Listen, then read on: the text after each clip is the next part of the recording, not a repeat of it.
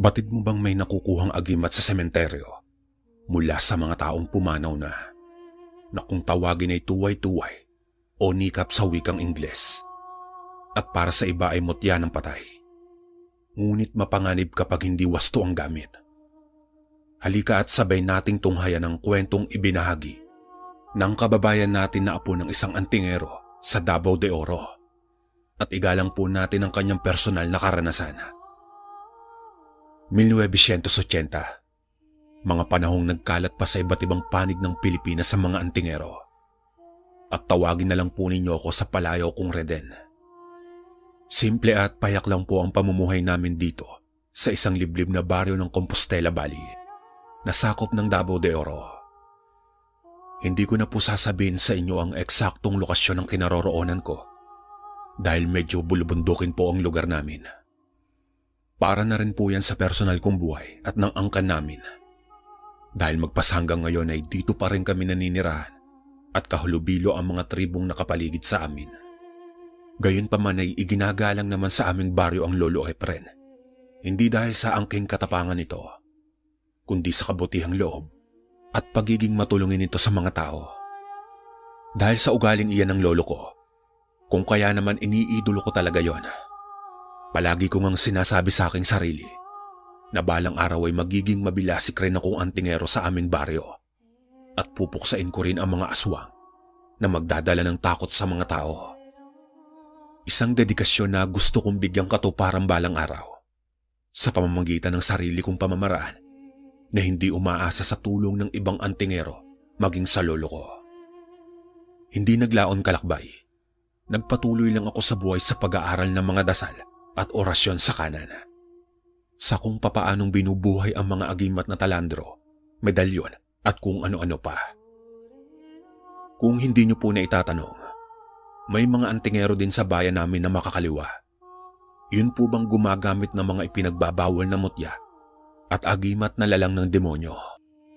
Sa dami kasi ng mga nilalang na nakapalibot sa amin, kung minsan hindi ko na rin alam kung sino ang mga aswang, mambabarang at manlalason. Pero sa maniwala man kayo o hindi, ang sinasabi kong nilalang ay madalas rin naming nakakahalubilo. Kung kaya naman madalas rin magpasaring ang Lolo Efren kapag may mga umaaligid sa bahay namin. At umaalis naman ang mga iyon kapag narinig na ang boses ng lolo ko. Tulad na lang noong ako ay 7 taong gulang pa lamang nang makarinig ako ng yabag. At animoy may naglalakad sa aming bubungan. Bukod pa riyan ay sinilip ako nyon, kung kaya naman nahintakutan ako ng panahong iyon.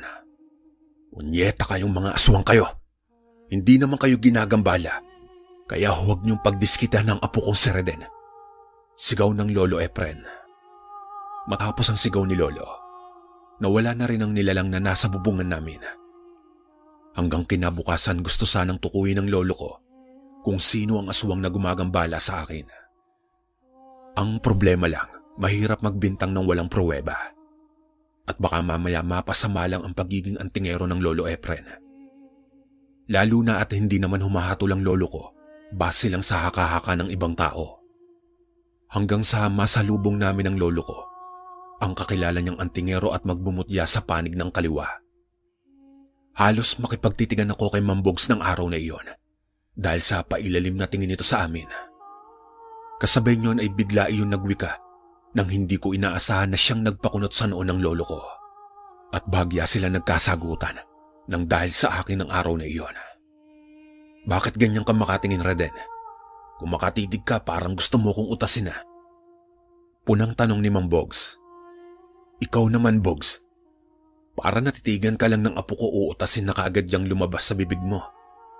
Saad na paliwanag ng lolo ko. Gayunpaman ipinagtibit-balikat ko na lang ang mga sinabi ni Mambogs. Dahil wala namang mangyayari kung makikipagtalo pa ako sa nasabing matanda. At batid ko rin naman na masama ang sumagot sa mas nakatatanda sa akin. Samantala sa pagdaan ng mga araw, sinabi sa akin ng lolo ko ang mga makakaliwang agimat na tangan ni Mambogs. Yun nga ay ang tuway-tuway kung saan napapasunod nito ang may-ari ng butong iyon ng tao. Subalit sabi ng lolo ko, wala naman raw masama sa pagtatanga ng makakaliwang agimat. Basta nasa wasto lang ang paggamit nyon at huwag gagamitin sa kalokohan. Dahil may nakalaan raw na parusa sa maling paggamit nito. Maaaring ang isang mahal sa buhay ang maging kapalit. Lalo na at ginagamit rin ang tuway-tuway sa ibang pamamaraan para kumita ng pera. At hindi pang proteksyon sa mga gawang demonyo na lalang ng tao. Sa pagdaan ng mga araw, inoobserbahan ko kung paano ginagamit ni Mambogs ang kanyang tuway-tuway. Subalit wala naman akong makitang kakaiba at normal lang itong nakikipag-usap sa mga pinaghihinalaang aswang sa baryo namin. Pero ang ipinagtataka ko lang, sa tuwing dapit hapon, palagi akong nakakakita ng paggalagalang baboy ramo na hindi pangkaraniwan ang taas at sukat. Gayong hindi pa naman tuluyang tumatalikod ang araw sa kalupaan. Ayon nga sa lolo ko, ang mga nakikita ko raw na paggalagalang mga hayop na hindi pangkaraniwan ang taas at sukat kahit dapit hapon pa lang ay ang mga aswang na kung tawagin sa amin ay kalag. Mga uri ng aswang na may kakayahang magpalit-palit ng anyo kahit tirek ang araw. Ang espesyal na kakayahan ng mga aswang na kalag ay ang kopyahin ng muka at postura ng isang taong malapit sa akin o sa atin. Upang makapambiktima ng mga tao kahit sa umaga, tanghaling tapat o dapit hapon. Mahirap man paniwalaan ang sinasabi ng lolo ko, pero isa ang mga kalag sa pinakamabangis na aswang sa Davao de Oro. At malalaman ko lang daw na aswang na kalag ang kausap ko kung hindi niyon maibibigay ang detalye ng kanyang pagkakakilanlan. Sa puntong iyon, kalakbay, mas lalo tuloy akong nabahala sa mga taong kahalubilo ko sa aming baryo. Bata man o matanda, kung minsan napaghihinalaan ko ng aswang, iba pa rin ang mga aswang na binaliw, na sumasalakay rin sa Davao del Norte kahit tirik ang araw. Sa mga sinabit ng lolo Efren ko, mas lalo tuloy tumaas ang kuryosidad kong magtanga ng isang agimat. Makakaliwa man o kanan, basta ang importante may pamproteksyon ako sa aking sarili laban sa mga demonyong gustong manakit sa akin. Isang araw umugong ang balitang pagkamatay ni Mambogs sa hindi maipaliwanag na kadahilanan. Basta nakita na lang daw ang matandang antingero na gutay-gutay ang katawan sa isang masukal na talahiban ayon sa pamilya nito. Na ayon sa opinyon ng iba, gawa raw iyon ng isang mabilasik na aswang. Bukod pa riyan, napag-alaman rin ng pamilya ni Mambogs na wala ang agimat niyon sa katawan. Kung kaya malaki ang hinala ng lolo ko na sinamantala iyon ng kung sino mang demonyo ang pumaslang sa matanda. Kaya ikaw, Reden, kung gusto mo magtanga ng isang agimat, maging responsable ka sa iyong sarili at huwag kang pabaya. Saad pa na paalala ng lolo ko. Subalit tumango na lang ako sa mga tinura ng lolo ko at batid ko sa aking sarili, nakapakanan ko lang ang iniisip nito dahil alam ng lolo na noon pa man ay gusto ko na maging antingero. Para kasi sa akin hindi sapat ang aral sa mga libreta ng lolo ko. Mainam pa rin kung may taglay akong agimat na magbibigay sa akin ng proteksyon. Maging ito man ay galing sa kaliwa na mainam rin pumuksa sa mga aswang. Sa pagdaan ng mga araw, panaka-nakapang lumalalim ang aking kuryosidad na alamin at suriin pa ang mga lihim na aral. Upang sa ganon ay mas lalo ko pang maunawaan ang dalang bisa at galing ng mga agimat. Ganyan naman talaga kasi ang buhay para sa akin. Ika nga ng matatanda sa amin, ang mahihina ang siyang papanaw at ang malalakas ang siyang maghahari sa kalupaan. Aswang man o antingero, isa lang ang dapat mabuhay. Kaya naman nang iburol si Mambogs, dumagsa sa lamay nito ang mga antingero, magmumutya at mga albularyo. Makakaliwa man o kanan ay nagsama-sama para magpakita ng paggalang sa kanilang kaisa. May mga namataan rin akong galing pa sa iba't ibang panig ng Davao, maging ang mga nasa karatig baryo. Gayon din ang malakas sa pinakamalakas na antingero ay naroon din sa lamay. Sa ganoong senaryo, mas lalo tuloy ako namangha sa aking mga nakikita habang kasama ko ang lolo Efren. At wala naman akong nakikitang problema sa dalawang uri ng mga antingero sa lamay. Bagkus nagpapalitan pa sila ng mga kuro-kuro sa usaping mutya at agimat.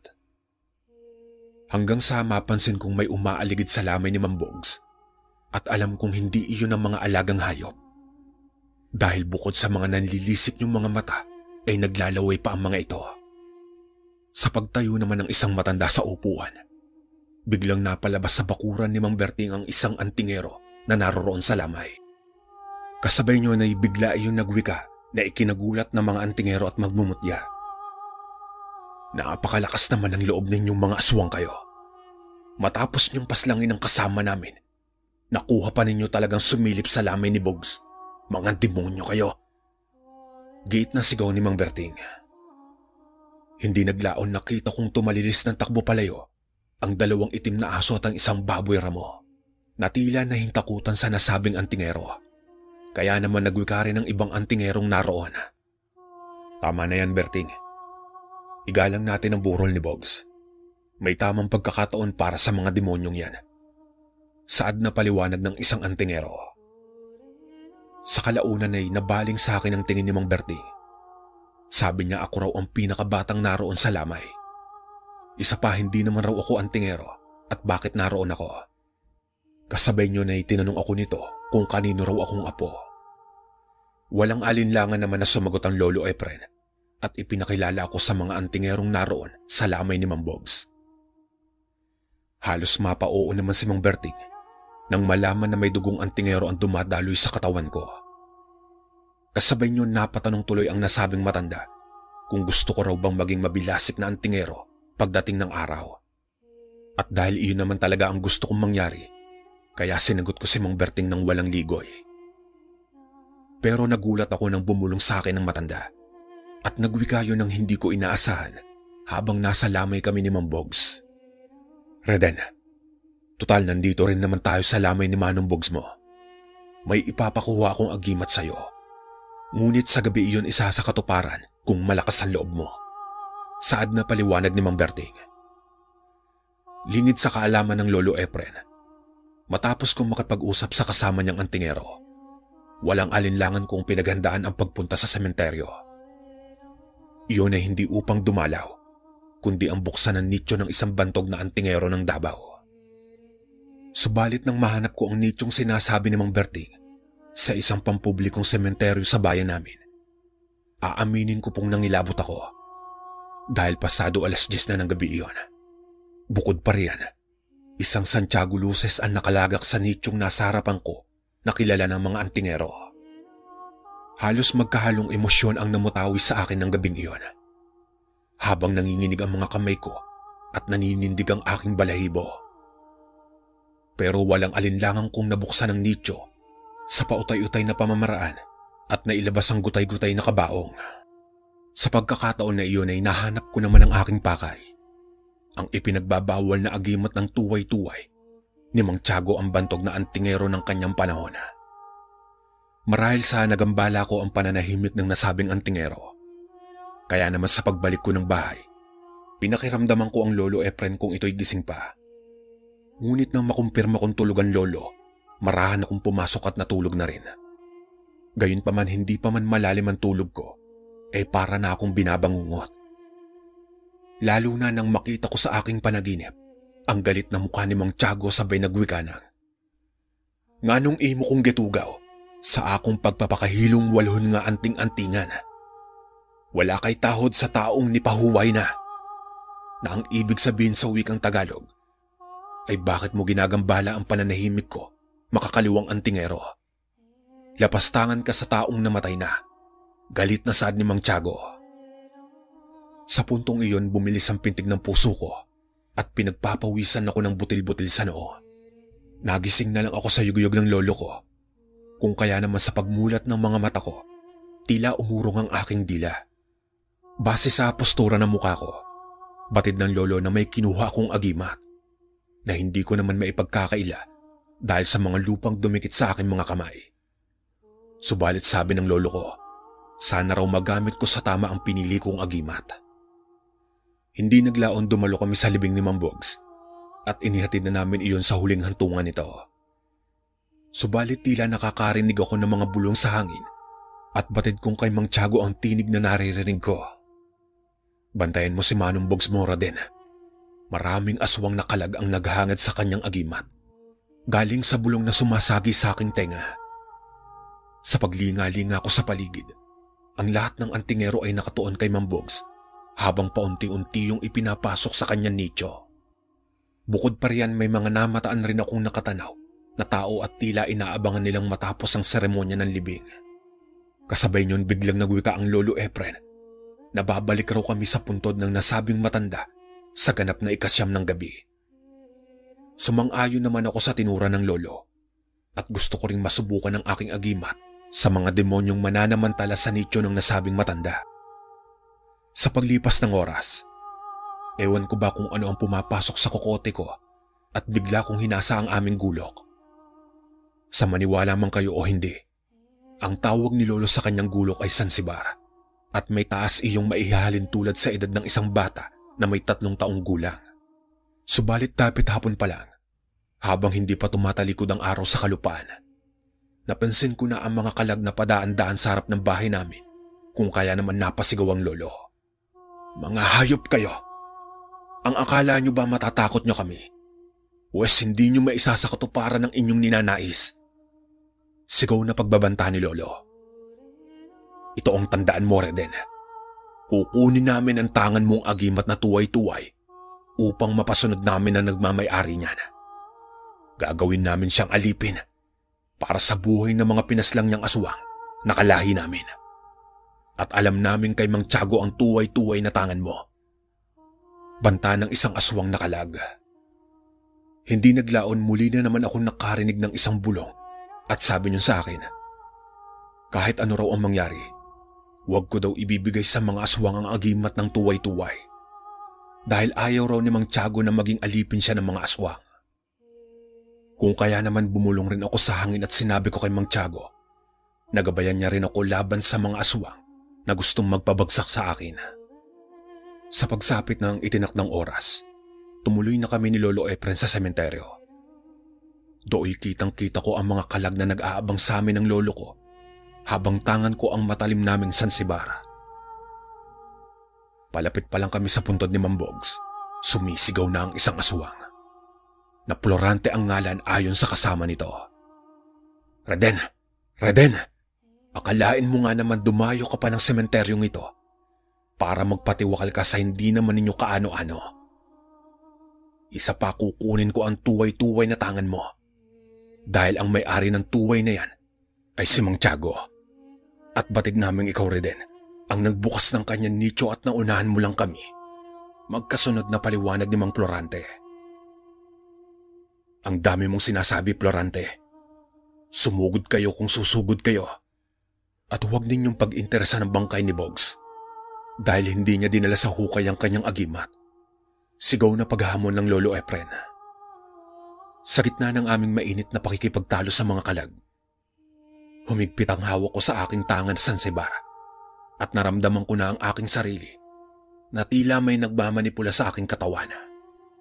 Halos pagtatagain ko ang mga kalag na sumasalubong sa akin, habang ang lolo ko naman ay walang humpay sa paghataw ng kanyang latigo na buntot pagi. Hindi naglaon ay nahagip ko ang ulo ni Mang Florante at humiwalay iyon sa kanyang katawan. Halos magulantang ang mga kalag sa kanilang nakita at napatas ang mga iyon na makitang wala ng ulo ang kanilang pinuno. Bumalik lang ako sa realidad na magkulasa ng mga kalag na aswang, kasabay ang malakas kong sigaw na nagpaalala sa mga iyon na labis ring ikinagulat ng lolo ko. Hindi namin kayo pakikialaman, mga demonyo kayo. Basta huwag kayong magkakamaling gambalain kami. Sigaw ko. Samantala napatunga nga ang lolo sa aking ginawa ng gabing iyon.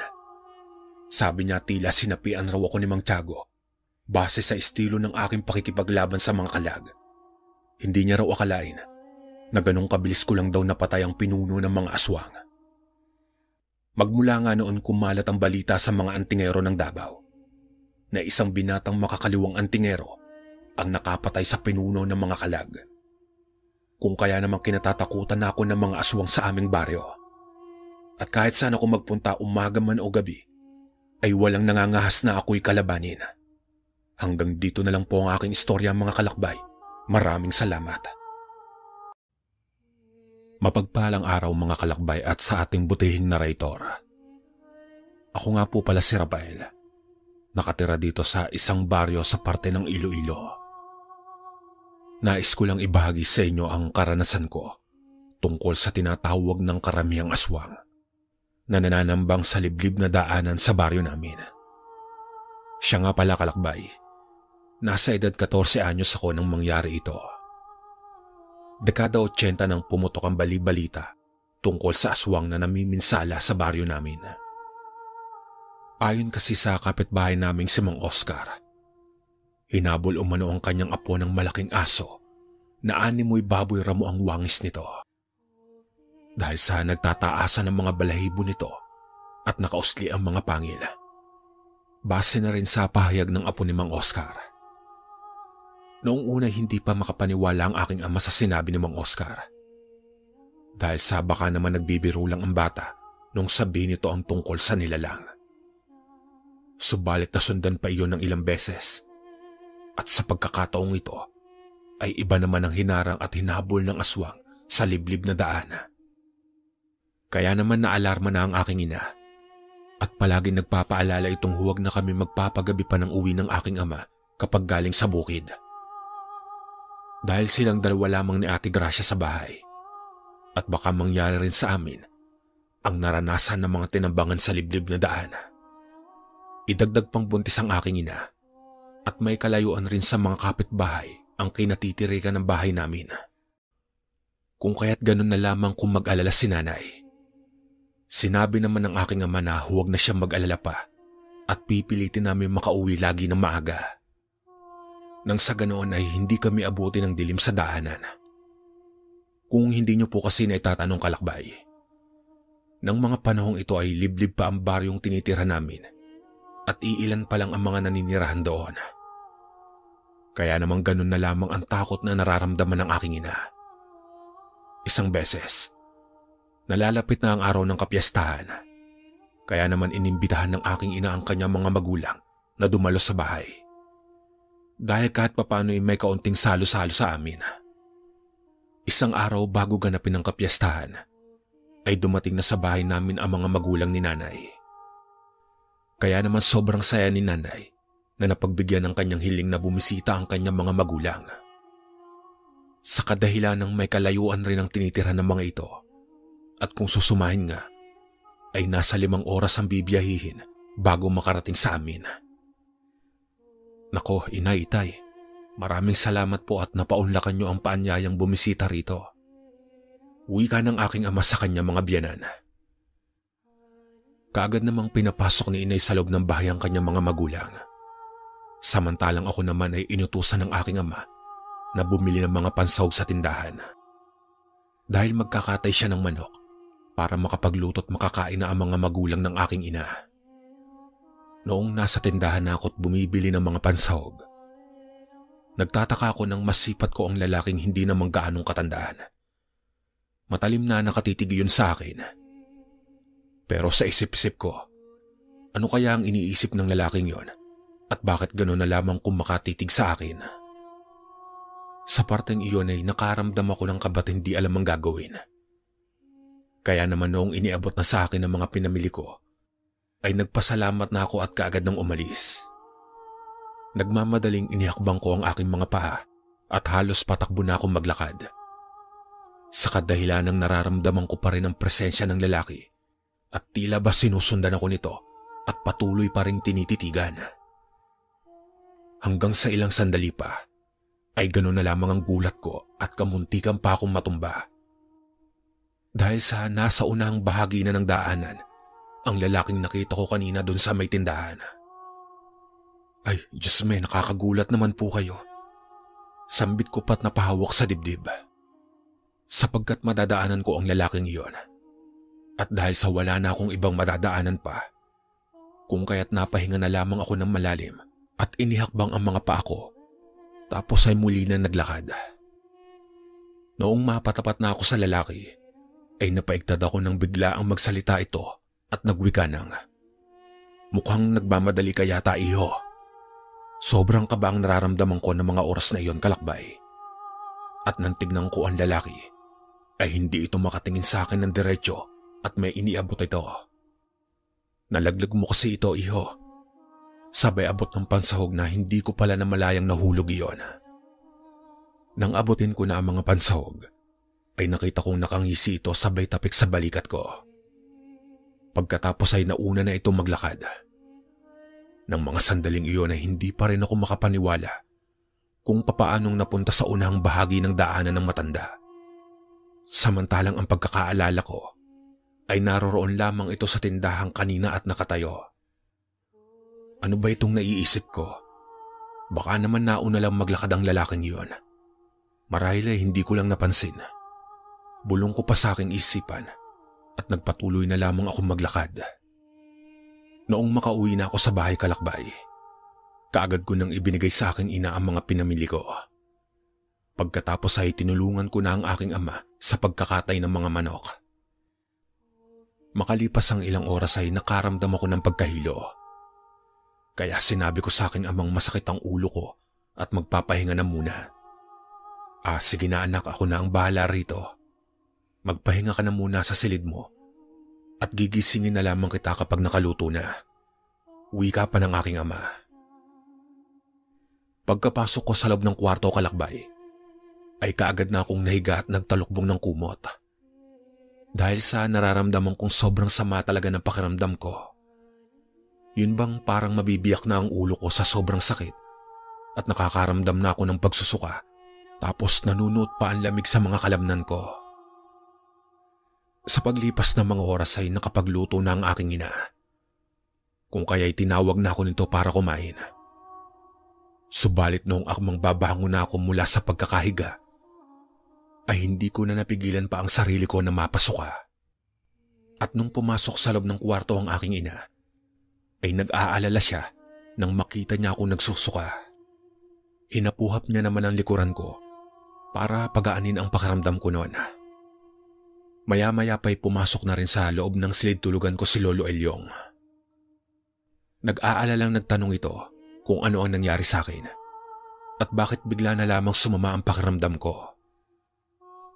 Noong idampi naman ni Lolo Elyong ang kanyang palad sa noo ko, ay napawika siya ng, "Ang taas ng lagnat mo, apo.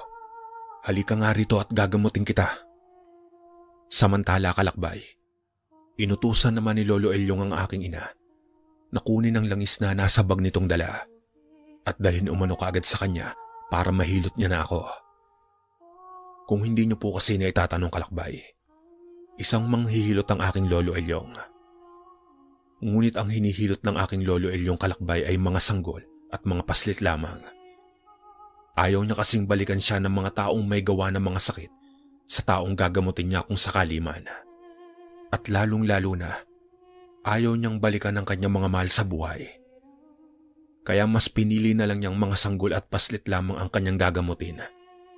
Nang sa ganon ay walang masamang mangyari sa kanyang pamilya. Matapos akong gamutin ni Lolo Elyong, ay nakaramdam na ako ng kaginhawaan sa sarili at hindi na rin kumirot ang aking ulo. Kaya naman pinalipas lang ang ilang minuto, ay tinulungan ako makabangon ng aking ina at nagtungo na kami sa pagkainan. "Kumusta ang pakiramdam mo anak? Maayos ka na ba?" tanong ng aking ama. Tumango naman ako at sinabing ayos na ako, kaya huwag na siyang mag-alala. "Mabuti naman kung ganon apo. Alam mo namang gaganapin na ang kapiyastahan bukas. Hindi ba? Kaya magpahinga ka ng maaga ngayon para bukas ay pupunta tayo sa peryahan." Nakangiting wika pa ni Lolo Elyong. Natuwa naman ako nang marinig ko ang sinabi ni Lolo dahil sa isa iyon sa inaabangan ko talaga tuwing sumasapit ang kapiyastahan. Kaya naman nang matapos na kaming kumain, ay muli na akong bumalik sa loob ng kwarto at nahiga. Iniwan ko na lamang silang matatandang nag-uusap sa may sala.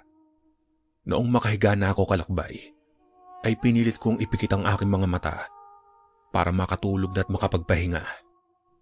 Ngunit habang ipinipikit ko ang aking mga mata, ay nakakarinig ako ng mahihinang huni ng tiktik sa taas ng bubungan.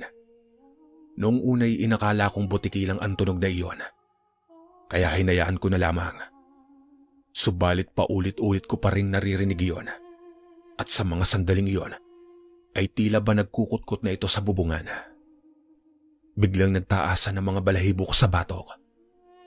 Kaya napatayo ako At nung akmang pupunta na sana ako sa kinaroroonan ng mga magulang ko, subalit nung nasa labas na ako ng silid, ay narinig ko nag-uusap ang mga magulang ko, si Lolo Elyong at si Lola Pemia. Ayon pa nga sa narinig ko, ay sinabi ni Lolo Elyong na namarkahan ako ng aswang, kung kaya't biglaan ang pagkakasakit ko. Hindi lang masabi ni Lolo Elyong kanina dahil ayaw niyang matakot ako at mag-alala. Lalo na at nababalitaan niya na may namiminsalang aswang sa baryo. "O anak, nariyan ka pala. Akala ko ba'y matutulog ka na?" tanong ng aking ama. Nagulat naman ako nang ibaling nilang lahat ang paningin sa akin. Kaya pautal-utal kong sinabi sa kanila na may narinig akong kaluskusan sa taas ng bubungan. Nakita ko namang agaran silang nagsipagtayuan at agad na tinungo ang silid tulugan ko. Noong makarating sila sa kwarto ko, ay wala na iyong naririnig ko kaninang kaluskusan sa may bubungan. Kaya sinabi na ng aking ina na baka butiki lamang iyon. Huwag ko na lamang pansinin at matulog na lang daw umano ko. Kinabukasan nga kalakbay ay ginanap na ang araw ng kapiyastahan. Maraming pagkain ng mga inihanda sa kabayan at nagkakasayahan rin ang mga taong naninirahan at may mga bisitang nagsisipagdatingan sa mga ito. Samantalang kami naman sa bahay ay nagkatay ng baboy ang aking ama't si Lolo Elyong. May mangilan-ngilan rin nagsisidating ang mga bisita sa bahay. Pero ang lahat ng iyon ay mga kamag-anakan lang namin. Hindi nag-imbita ng ibang tao ang aking mga magulang maliban sa mga kaibigan. Dahil sa nag-iingat umano sila sapagkat nauso ang mga lason at pangyayanggaw sa baryo namin at sa iba pang mga karatig baryo at sityo. Noong sumapit na ang takip silim, ay maaga kaming kumain ni Lolo Elyong. Nang sa ganon ay pagsapit ng alas 7 ng gabi, ay magtutungo na kami sa peryahan. Habang kumakain nga kami sa pagkainan, ay panay pa ang pagkukwento ni Lolo Elyong tungkol sa kung ano ang gagawin namin sa peryahan. Hanggang sa noong sumapit na nga ang oras ng pag-alis namin ni Lolo Elyong kalakbay, ay nagwika itong aking amang sasama umano siya. Dahil matagal-tagal na rin daw siyang hindi nakakapunta sa peryahan. 3 na nga kami nagtungo sa pupuntahan namin. At dahil gabi na noon, kung kaya't nagdala ng pang-ilaw ang aking ama sa daanan. Wala kasing buwan ng gabing iyon, kaya napakadilim. Nagdala rin siya ng panghampas sa gilid ng daanan. Baka raw kasi may nakaharang na ahas sa dadaanan namin at makagat kami. Isa pa kaya nais rin niyang sumama. Yun ay dahil sa matanda na si Lolo Elyong. At baka may kung anong nilalang ang mangharang sa amin sa liblib na daanan. Tulad ng mga bali-balita noon sa mga kalapitbahay naming hinahabol ng napapabalitang aswang. Sa paglipas pa ng ilang sandali ay nakarating na kami sa peryahan. Nasilayan ko nagkakasiyahan na ang mga tao doon. Kaya naman nakisaya na rin ako habang pinapanood ang iba't ibang mga taong naglalaro. Habang pinapanood ko sila mga kalakbay, ay may naramdaman akong kakaibang presensya. Yun bang tila may nagmamasid sa akin sa di kalayuan. Kaya naman inilibot ko ang aking paningin sa buong paligid. At sa hindi sinasadya ay nakita ko ang lalaking nakatayo sa tindahan kahapon. Matalim pa rin itong nakatitig sa akin.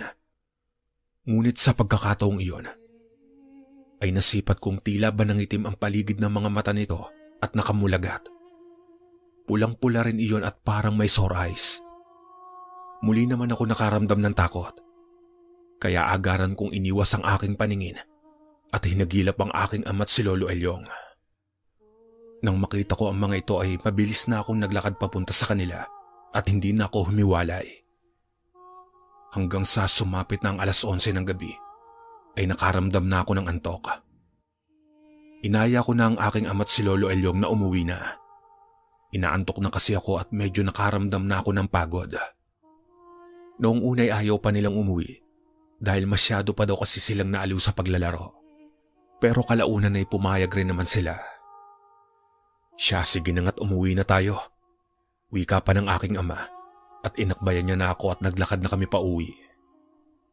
Habang naglalakad na nga kami sa daanan at naroon na kami sa liblib na parte, ay panaka-naka kaming nakakarinig ng kaluskusan sa talahiban.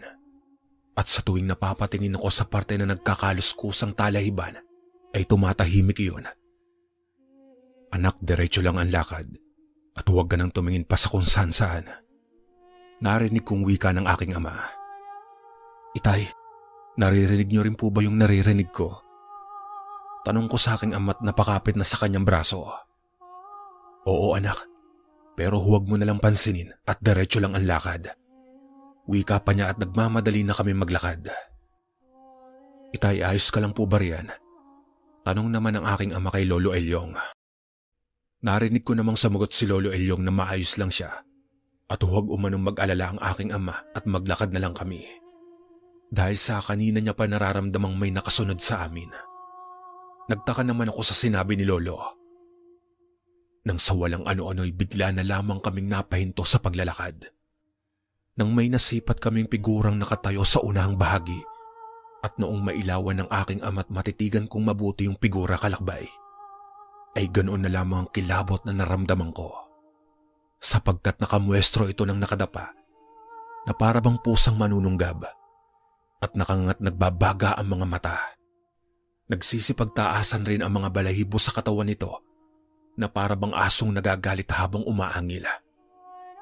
Buisit, sinasabi ko na nga ba kanina pa ako kinukutuban ng masama. Bulalas pang wika ni Lolo Elyong at nakita kong may hinugot siyang punyal na yari sa tanso na nakalagay lamang sa tagiliran ng kanyang bulsa. Lolo, ano po yung bagay na iyan? Kabadong tanong ko't sandaling napatingin kay Lolo Elyong.